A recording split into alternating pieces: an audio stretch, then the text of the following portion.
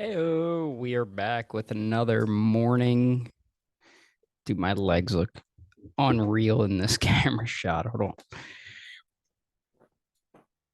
That's not very comfortable, but it's fine. It's whatever. Welcome back to a morning edition of .NET Phillies. I apologize that this episode's just coming at you now. Wednesday night, the game didn't wrap up till about like 7:30. Then Ashlyn came over, so we were a little busy. And then yesterday, I was all over the place. We were up by her again because she had some doctor appointments, and you know, we were out doing what people in a relationship do, spend time with each other, enjoy each other. And I had to do that because last night we had Thursday night football and I had to watch A, because it's football, and B, because I have Jared Goff and Amon-Ra St. Brown on my fantasy team. So needed them to do well. Lions pulled through in the end. So shout out to Dan Campbell and the Detroit Lions for coming through for me. Honestly, Goff played well, St. Brown played well, and now I just need Devontae Smith to play well, Jake Elliott to hit some points, and we'll be rolling. And I need the Niners defense to do pretty well. If that, if you can't get an insight on my fantasy experience, it's not great. Me and a few of my friends from high school decided to start a league, and you know, just for funsies. And those fools let Jared Goff fall to me. I think I took him in like the fourth round or something because I thought it'd be funny. But I'm riding with my guy, Jared Goff. Um, and so to take the elephant in the room here, obviously Sunday we have the Phillies' last game against the Marlins. However, we also have the Eagles first game against the New England Patriots at 4:30. So the podcast talking about the Marlins series, I'm probably going to release on Monday rather than Sunday like I usually do, just because you have the Phillies, you have the Eagles, and then at 9, the new Walking Dead show is coming on, and if you've been around for a while or know me personally, I'm a fool for some Walking Dead content. So their new show is coming out on Sunday at 9, so I'll be watching that. So Sunday is going to be extremely busy for me, and I have work in the morning. So the episode talking about this upcoming Marlin series beginning tonight is being released on Monday night. So don't say I didn't tell you guys when stuff's coming out. As always, with every morning episode, I have my cup of coffee. Bet $100 that I spill some sort of coffee on this very nice white jacket.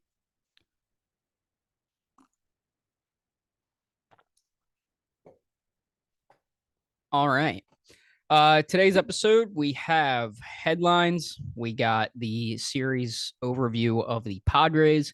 We have another edition of Remember Him? Remember Him?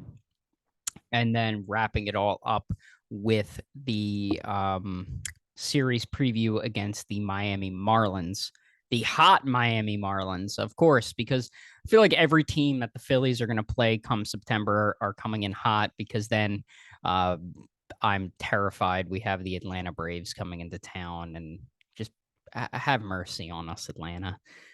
Please. They're so good. They're so good. Um, but but we got some stuff to talk about. First things first. Obviously, in the last episode, I mentioned that I began a website that's kind of going to have a lot of content. Excuse me.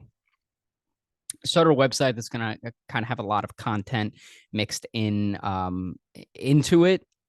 It is linked in the description below. And if you didn't watch last week's episode, I started writing a little more.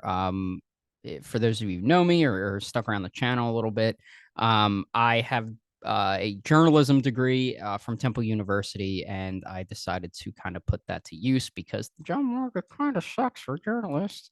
Wish somebody would have told 19-year-old Jared that. But I decided to write a little more. So I've been trying. It's kind of been a trial and error kind of thing. I've practically done a complete overhaul of the website, trying to get everything in order. But the end goal of it is after every game, I'll write an article about the events of the game, what I thought about it, so that way, if people care enough, because it's just crazy to me that people want to hear my baseball opinion and my baseball takes and everything. It's just a crazy concept to me. But the idea is you get my immediate reactions right then and there, talking about, a loss, a win, a tight game, or whatever. Um, and after the series, obviously we do this. So, and then maybe some additional content, maybe if other people want to write for it, then by all means they can. And maybe I can be featured on somebody's website as well. My point is, it's just a hub of content where I'm going to have the articles, I'm going to have all my social media stuff on there, I'm going to have all the podcast episodes on there, all in one condensed site. So that way you're a click away from this, click away of that. Say you're listening to this, and I'm talking about game one of the Padres series, and you want to go, oh, what was his immediate reaction? Because now it's been a few days, so it's not going to be as the knee jerk as it would be if I wrote it otherwise. So that's the goal of it. That's the idea of it. I haven't posted in a couple days because I have been trying to deal with the style of it. And I kind of shot myself in the foot a little bit by releasing the website, even though I wasn't really happy with the design of it. I feel like it was really an impulse thing. I have this idea now. I want to get something made and put it out right now because it's a good idea and I want to roll with it. So I didn't write any articles about the series in San Diego. However, I'm about done or going to be finished, not the finished website, because obviously it's just going to be constantly updating, but a website that I'm proud of, that I look at and I go, okay, yeah, this is a sleek looking website. This is a nice looking website. I'm proud of that. And I'm going to have to update it every single time an episode comes out, because what I want is when you open up the website, the first thing you see is this episode, is not obviously this specific episode, but the most recent podcast episode. And then down below are the articles that I wrote about whatever game that you can kind of talk about. And what I might do is, because thinking about it now, is I wish I would put like game one versus SDP for San Diego Padres, and then the title of the title of the article that I came up with. But that's probably what I'll do now, just so people aren't like, what game is he talking about here? So they'll all be listed, like game one, game two, game three against Miami. Aaron Nola Dookie's the bet again, or who's pitching tonight? It's Chris Sanchez. Justice for Chris Sanchez. We'll get into Chris Sanchez later because I have some things to say about Mr. Sanchez when it pertains to starting in the rotation versus in the bullpen, because I think a certain guy we traded for should be in the bullpen because he has an 8.14 ERA since throwing a no-hitter. Anyway, yeah, so that's the website update. And again, if you guys want to check it out, it's in the link down below, along with my YouTube, my TikTok, and Facebook, which I got to start using Facebook a little more. I just, I don't know. I don't want to get in over my head. My worry is, a lot of times, God, I'm going to sound so pretentious when I say this, but a lot of content creators, I hated that because I hate categorizing myself as that, but tend to get in over their heads, release way too much stuff and they get overwhelmed and they don't enjoy what they're doing. And honestly, I kind of went through that a little bit. And I kind of want to just step back a little bit, not have to worry about consistently posting stuff, not having to worry about hey, did I get this TikTok out because I want to promote this episode of the podcast? What I'm trying to do is have everything on one thing. When it comes to Facebook, just upload the podcast on there. Just say, hey, new episode's out. Here it is. On TikTok, obviously, you guys like to see a clip within it, with the video underneath me talking about a hot topic of that point. That seems to do pretty well for itself. So I'll leave that alone. And then on you or Instagram, it's more or less the same thing as my TikTok, just on a different platform.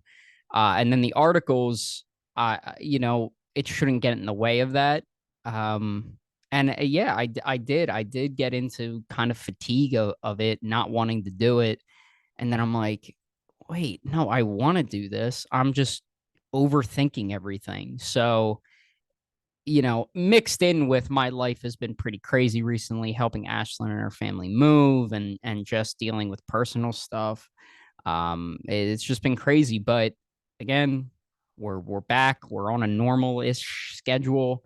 And like I, mentioned beforehand, Ashlyn kind of has her own space at her new house, so I'll be able to record there if need be. And we have an update on my laptop because this still is not my laptop. Um, I feel like I've been rambling a lot and you people don't really care, but hey, it's my content. So you're going to listen to me and ramble. And if you want to skip, go ahead and skip. I don't know what mark this is if you want to hear me talk about baseball, but I have a lot of stuff on my mind. I got my laptop back. They never fixed it because they called me. This was like a week or two ago. Um, they called me and I need a new fan in the laptop. And the guy, shout out to, I wish I caught his name because shout out to that guy because he said to me, he's like, I have no idea why this piece is so expensive. And he's like, if I were you, I wouldn't fix it. I'd take it somewhere else to get a second opinion. Because it was like $400 or $500 to fix. And I'm like, at that point, I'll spend another 200 and get a new laptop.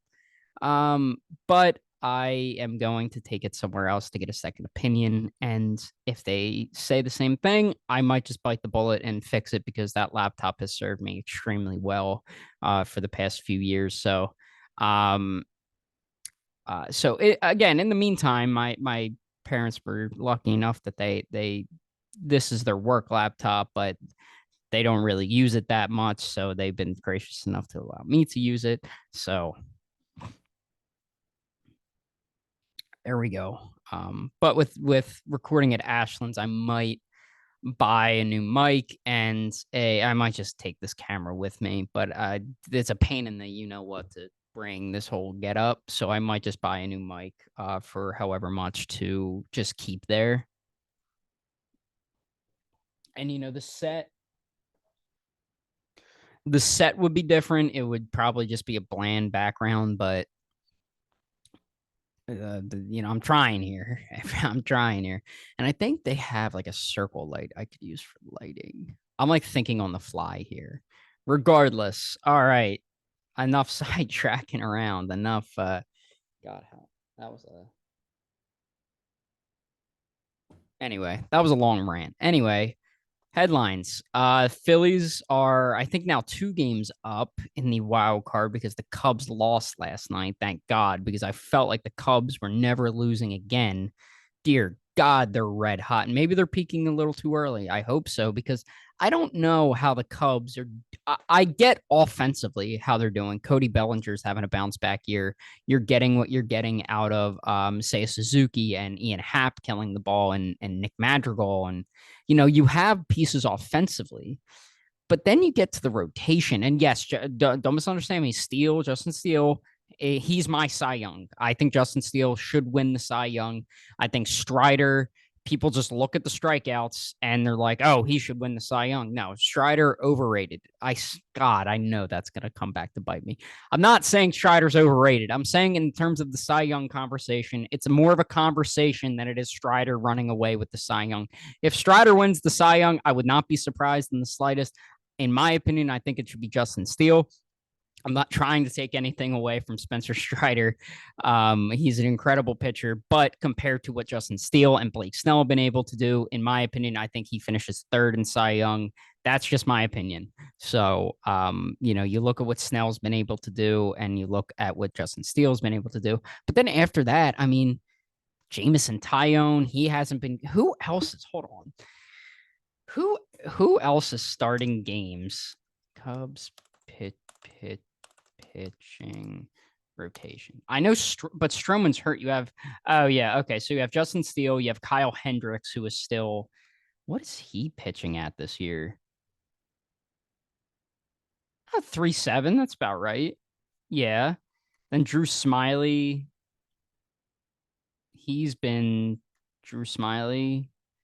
Is that a 5.18? Again, like my point is, like Jameson Tyone. I mean, Javier Assad, he just came up. He's been good. Jameson Tyone's not that good.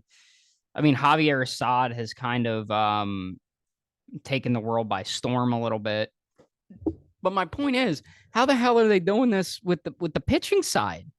Like it's just Justin. I don't know. It's I guess people probably said this. Well, not even because the Phillies had Nolan Wheeler last year, but then kind of everybody else. So I guess in principle, it's kind of the same thing because if they get Marcus Stroman back, you have Stroman and um, Steele at the front of that, and whatever you get out of whoever else, and even mixed in with Kyle Hendricks. So the Cubs are coming, and they just got to start losing a little bit because this Phillies team on the road. I do not want to play the Chicago Cubs in the playoffs. Do not want to do that. But yeah.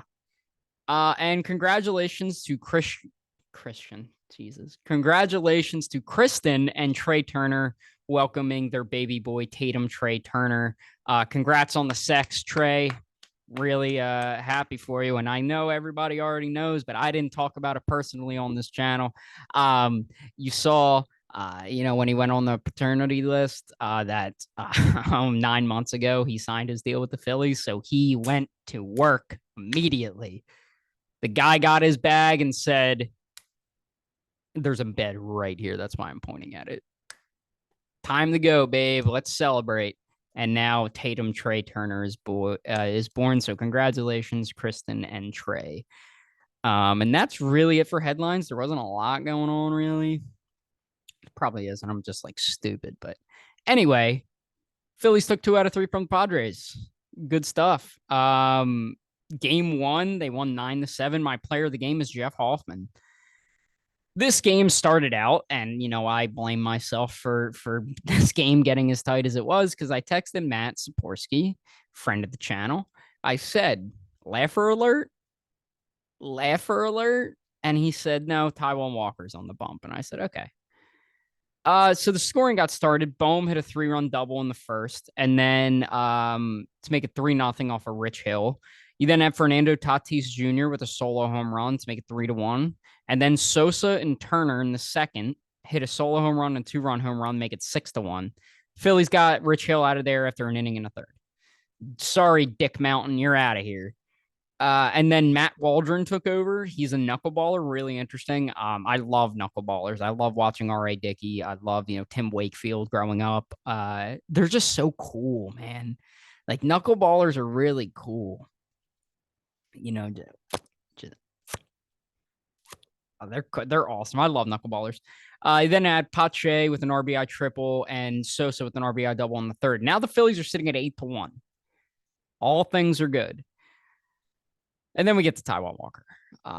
He was struggling with his command. He even tweeted out after the game, like, I got to be better. I'm going to be better. And I hope you are better, Ty, because we need you, buddy. Like, I love Taiwan Walker, like, off the field. Like, I think he's an incredible person. On the field, he can piss me off a little bit. But he kind of let the Padres get right back into this game with a Trent Grisham RBI single and a Ha-Seong Kim RBI single, make it 8-4. So he allowed them to stay in this game. I mean, he allowed them to kind of he didn't bury them. And you had looking forward to game 3 to compare, you had Zach Wheeler go 6 innings, and the Phillies obviously gave him 5 runs of run support, but he shut them out. Like he made sure like they are not coming back in this game. We're not having a repeat of what happened. And Taiwan Walker just allowed the Padres to just step right back into this game. Even if he shuts them down for one of those innings, the pressure's on because that's another inning that they didn't get any runs. They're feeling defeated. They're down by 7. But this Padres offense on paper, because there was a post that came out the other day, is the Padres have the best team ERA in baseball, and they're under 500 when they have an offense that consists of Ha-Seong Kim, who's having a breakout year. You have Fernando Tatis Jr., who was an MVP candidate, Juan Soto, who's an MVP candidate, Manny Machado, who's an MVP candidate, Xander Bogaerts, who's an MVP candidate, Derek Cooper, who's a nice piece. You had who's behind the plate for them? Gary Sanchez has been fine for them.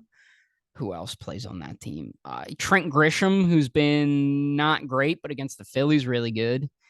And who plays center field? No, that is Grisham. Then you have Soto, Tatis, go around the diamond, second base, shortstop, Ha-Seong Kim, third base. They had an assortment of people because I think Manny was hurt or playing hurt or didn't feel good, so he was DHing. But regardless, 1 through 8 at least stacked.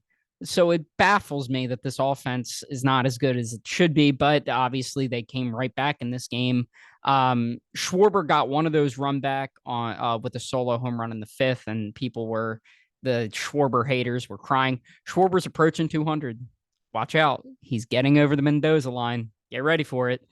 And then, I also blame the Phillies a little bit for kind of letting the Padres get back in this game because they only scored 1 run after the 3rd inning. They had the 8 runs in the first 3, and then they scored 1 run after that. And yes, you can attest that, that's the Padres bullpen, the best team ERA in baseball.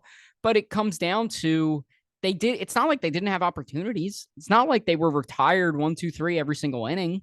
They left a lot of guys on, and I can say the same thing in game 2 and the same thing in game 3. And, this team on the road has been fine. They're a 500 club on the road. It's really at home when they shine. And thank God they have a lot of home games because they can maybe inch away from the Cubs a little bit. They're sitting at a 5-game lead right now, or it's 6-game lead or 5.5, whatever it is. But they allowed the Padres to really kind of come back into this game. You had Ha-Seong Kim with a single in the 6th, Garrett Cooper with a sac fly, and then Gary Sanchez with an RBI double. And you're sitting at 9-7 right now. And you got to look at the bullpen here. Walker goes 5 innings, 5 hits, 4 earned runs, 3 walks, 4 strikeouts. Fine. I would have loved the 6th inning, but he really struggled with command. Like if Walker went 6 innings, 4 earned, I'd be like, okay, that's a solid Walker start. Like maybe not so much, but the Phillies always win with Taiwan Walker. That's why he has 15 or 16 wins this season. And he even said, like I mentioned, the aforementioned tweet that, he texted his guys and he's like, hey, thanks guys for picking me up. Like I gotta be better. I'm gonna be better. But then you get the whole bullpen nearly melted down, and it kind of shows that they're leaking a little bit. But luckily, Thompson, big brain Thompson out here, literally just gave the Padres a winning game 2. But we'll get to game 2. You had Bilotti go 2/3 of an inning, 3 hits, 1 earned run, no walks, 1 strikeout. You then had Soto come in to get Juan Soto. You had Soto against Soto. Flew out to the warning track. I really thought that ball was out. And I'm like, oh, Gregory Soto, shocking. But then what got me is, I gotta send this to Ashlyn. Hold on.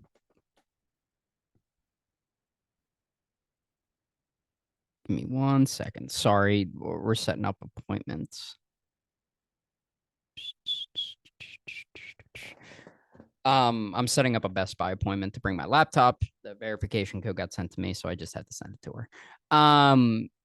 But you get to Soto, he gets Soto, but then she didn't need it. I was too big brain to play with. Okay, sorry, I'm all over the place.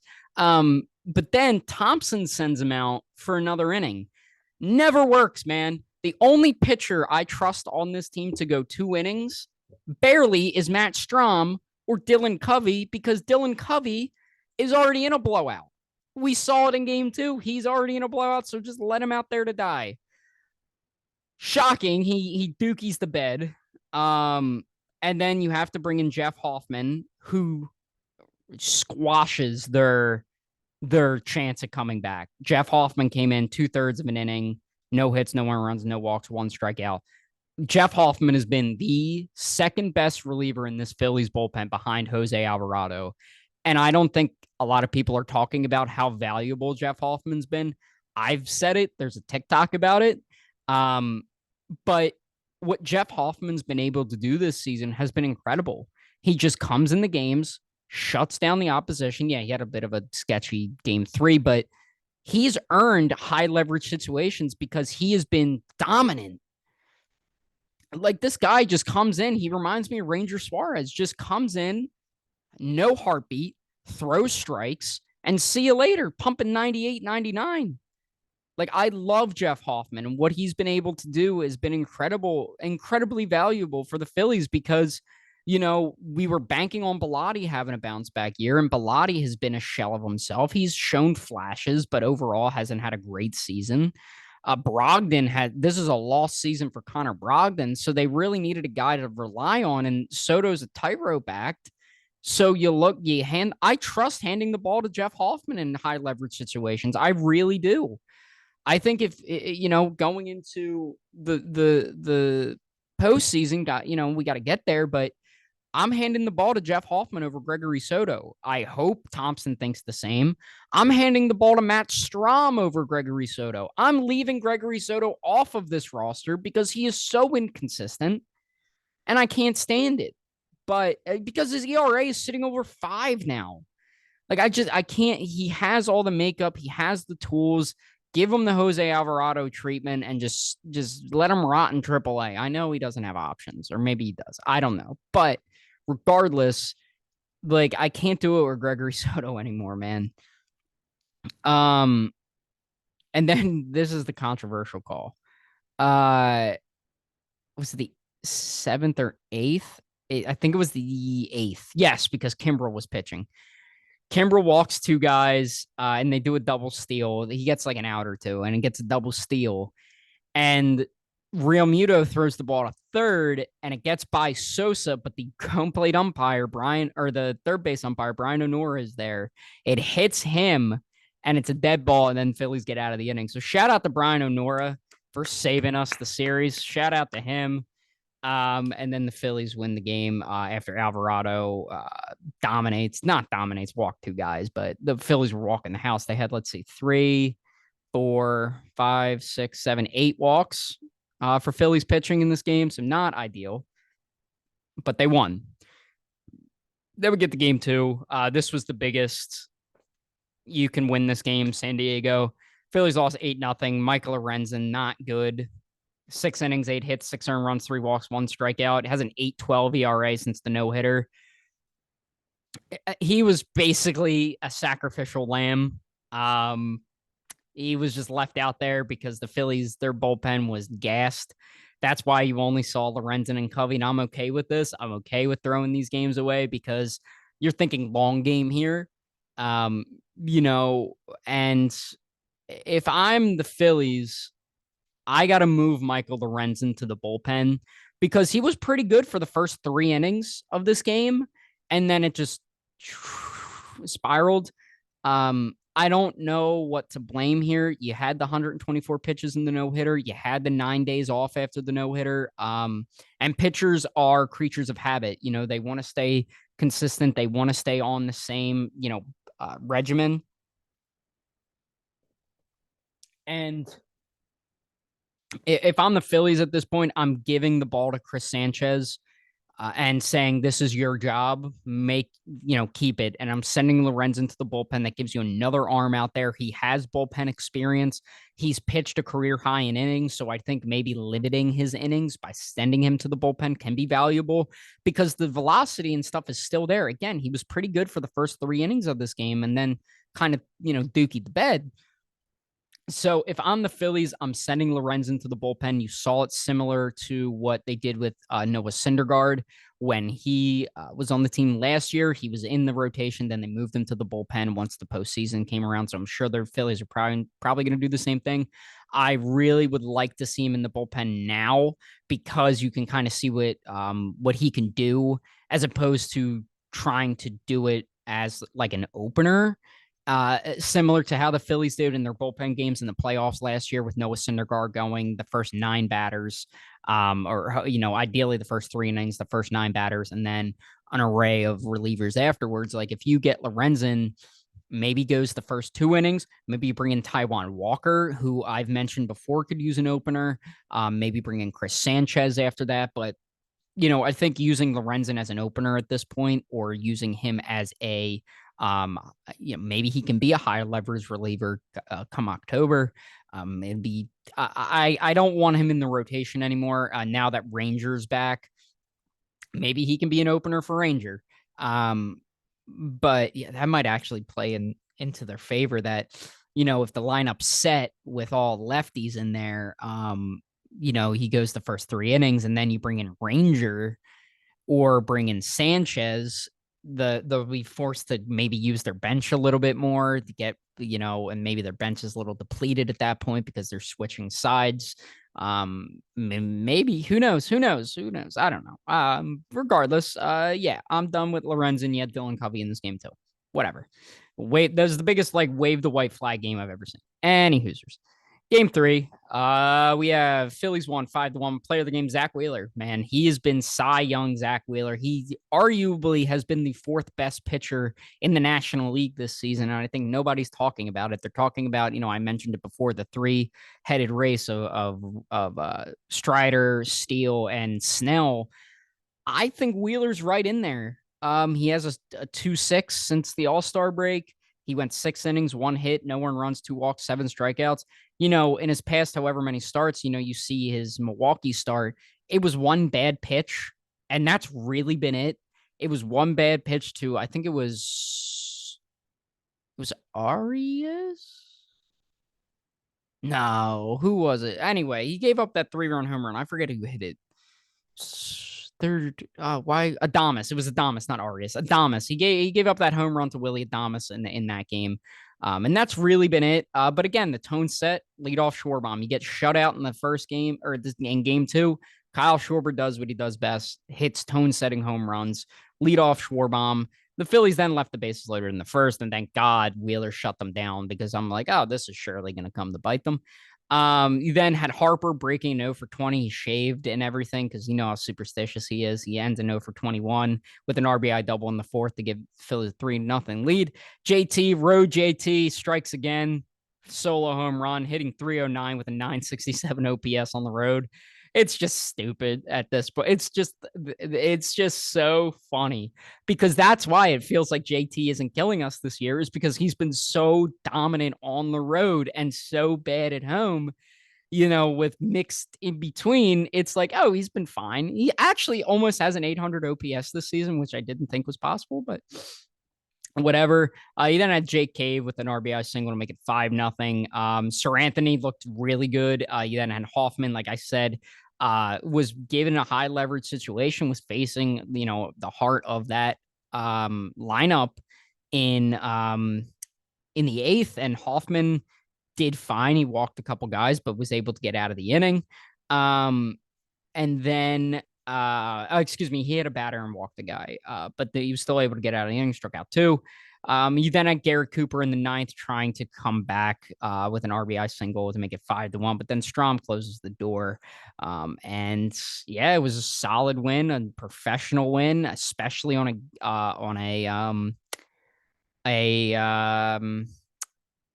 God, what's Jesus getaway day. That's the word I'm looking for.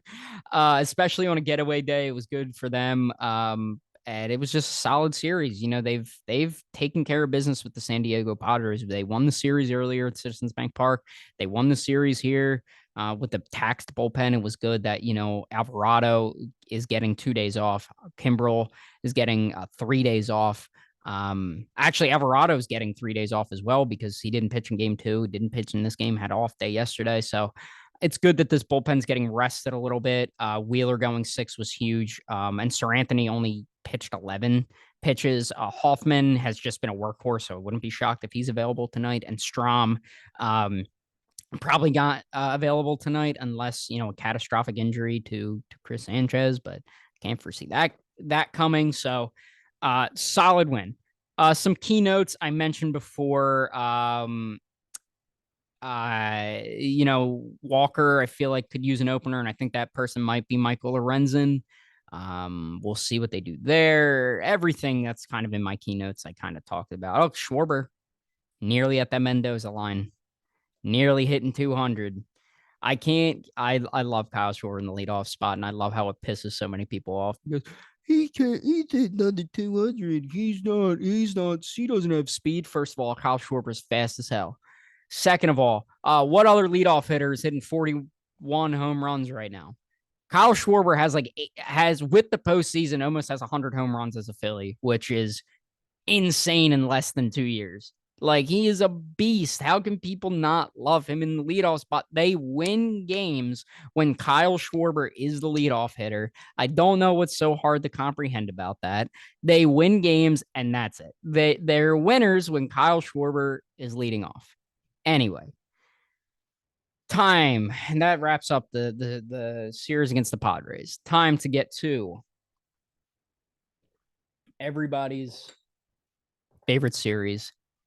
Bam, bam, bam, maybe that won't stick. I don't know. But remember him?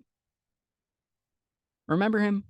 Remember him as a series in which I look back at some of the Phillies pitchers that has graced us with their presence over the past decade plus.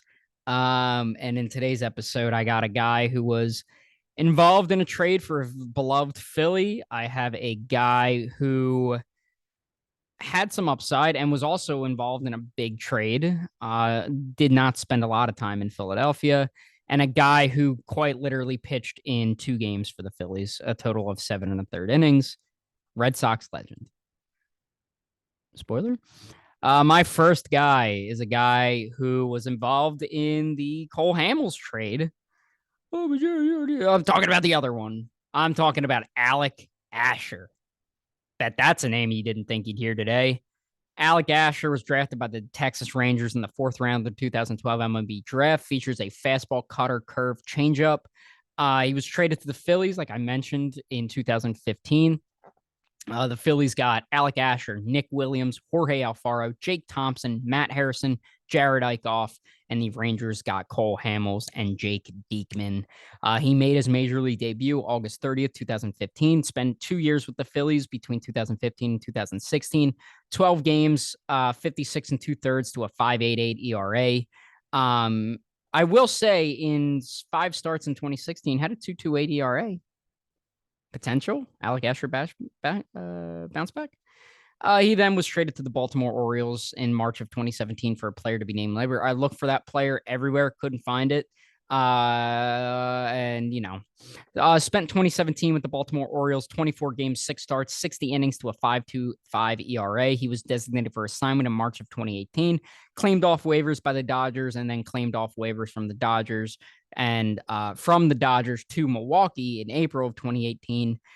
Pitched in 2 games for the Brewers, 3 innings to a 0 ERA, had a 5.96 ERA in AAA. Left in free agency, had a minor league deal with the Rockies, but was released in March of 2019. He then signed with the Long Island Ducks of the Atlantic League of Professional Baseball. After that, in 2019, 7 games, 6 starts, 34 1/3 to a 3.12 ERA.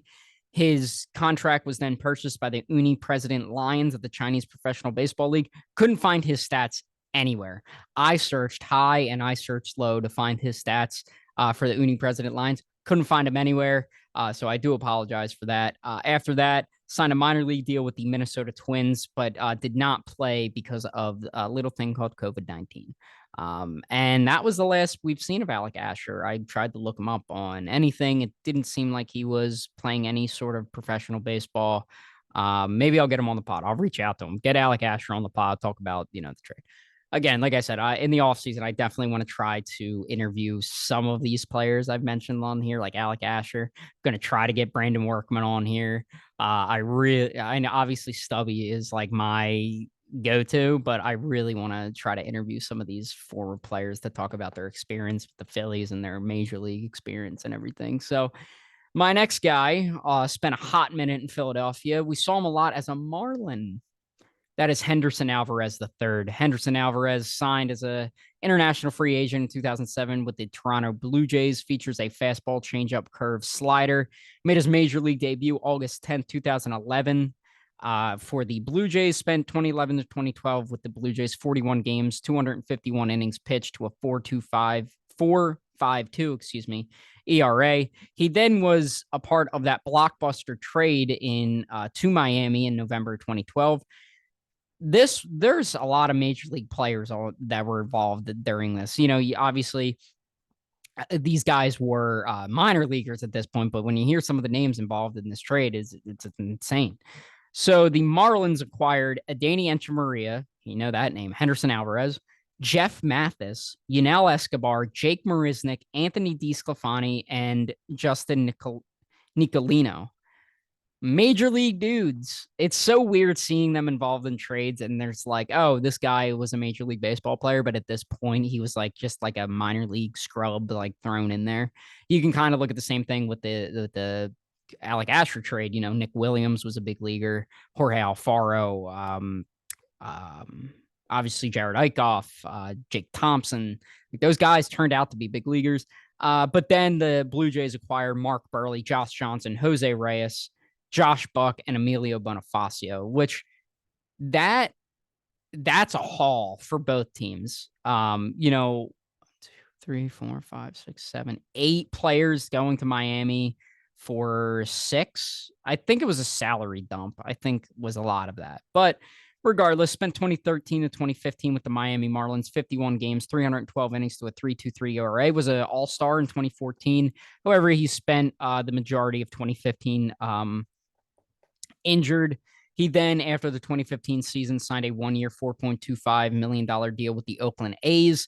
Never made a start, only made rehab assignments in 11 games, 33 innings to a 4.09 ERA. He then signed with the Long Island Ducks, the Atlantic League of Professional Baseball, 7 games, 32 innings, 3.09 ERA. And then this is when he signed with the Phillies, August 2017, signed a minor league deal with the Phillies. In 3 games, 19 innings in AAA, 2.84 ERA, 3 games, 14 and 2/3 in Major League Baseball, 4.30 ERA. He then, this is his first trip to the Tigres de Quintana Roo of the Mexican League.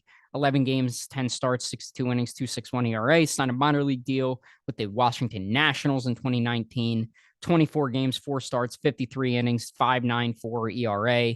He then was released in July, returned to the Tigres de Quintana Roo, 9 games, 58 and a third, 4.6 ERA. He then signed with the Milwaukee Milkmen of the American Association of Professional Baseball in August 2020. Actually had a major league deal with the Pittsburgh Pirates, but that fell through. And then in 5 games, 31 innings, 2.9 ERA with the Milkmen.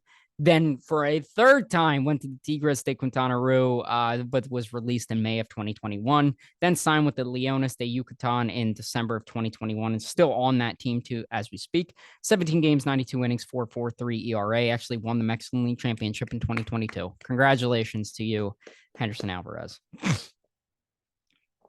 My next guy was a Philly legend, more known for being a Boston Red Sox, 2-time World Series champion. That is, of course, Clay Buchholz. I was really hyped when the Phillies traded for him because I'm like, oh, they finally got a guy I recognize. He was drafted by the Boston Red Sox in the first round of the 2005 MLB draft. Fastball cutter, changeup curve. Made his major league debut August 17, 2007. Spent 2007 to 2016 with the Red Sox. 206 games, 188 starts, 1,167 and 2/3 to a 3.96 ERA. 2-time All-Star. Threw a no-hitter in his second career start. 2-time World Series champion. Signed a 4-year contract extension in 2011. Clay Buchholz might be one of the bigger what-if stories of Major League Baseball. He just had a very injury-ridden career. He was traded in the 2017 offseason to the Philadelphia Phillies for Josh Tobias. Pitched in 2 games for the Phillies, 7 1/3, 12.27 ERA. Not great.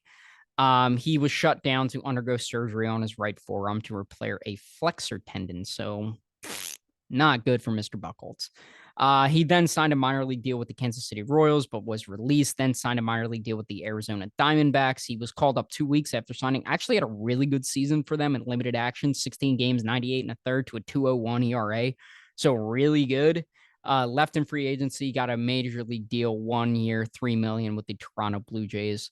12 games, 59 innings to a 6.56 ERA. And that was the end of Clay Buchholz. So we got there. We got there. Now wrapping up, we have the series preview against the Miami Marlins, and we actually, at the time of writing this, they didn't have starters, but now they do. So I kind of want to see.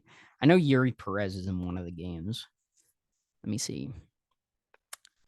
So yeah, tonight we have Chris Sanchez versus Yuri Perez. Then we have Johnny Cueto versus Aaron Nola, and Ranger Suarez versus to be determined. So Yuri Perez is awesome. He's basically Sandy Alcantara 2.0. So if that history tells you anything, we should hit him really well. Chris Sanchez is looking to keep that role in the rotation, which I think he will. Aaron Nola is looking to bounce back after a terrible start against the Milwaukee Brewers. And Ranger is looking to just kind of right the course. The second start since returning from the injury. Marlins are hot. Of course they are. However, they're without Jorge Soler.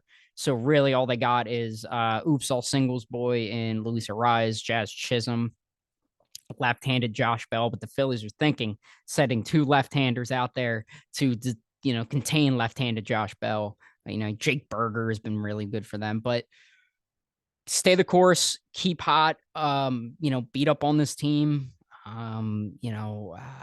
Just try to make some separation. They play really well at home, so let's hope that continues.